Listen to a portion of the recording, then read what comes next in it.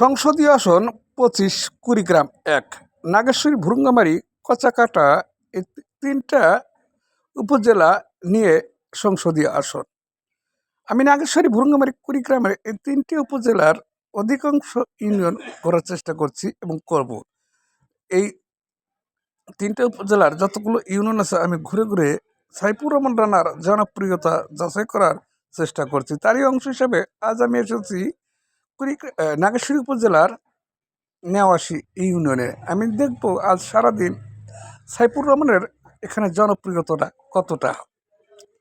আমি যখন এই নেওয়াশী বাজারের কিছু মুরব্বী এবং তরুণ সমাজের সাথে কথা বলি, তারা সবাই সাইফুর রহমান রানার জনপ্রিয়তার সাথে জামায়াতের প্রার্থী, তারা নাম বলতে পারে না, আনোয়ারুল ইসলাম, তাকেও তারা বেছে নিয়েছে।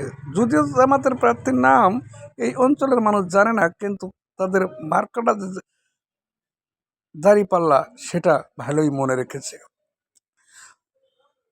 ৫২ বছর যে দলটা ধুকে ধুকে আজ এই অবস্থানে এসে দাঁড়িয়েছে, সেই দলটা যুদ্ধাপরাধী তকমা মেখে বাংলার রাজনীতিতে টিকে আছে।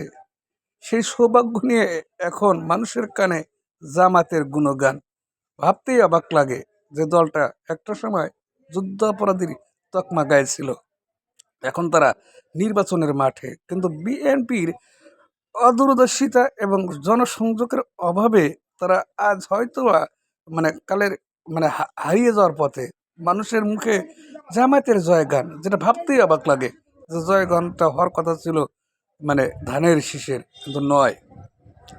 বিএনপির প্রার্থীরা ধরে নিছে তারা এবার সরকার, তারা এবার এমপি, কিন্তু জামায়াতের জনপ্রিয়তা যে দিন দিন বাড়তেছে এবং এই জনপ্রিয়তা ধরে রাখতে তাদের যে গণসংযোগ বৃদ্ধি করতে হবে, তাদের ন্যূনতম এই বোধটুকু জাগ্রত হচ্ছে না।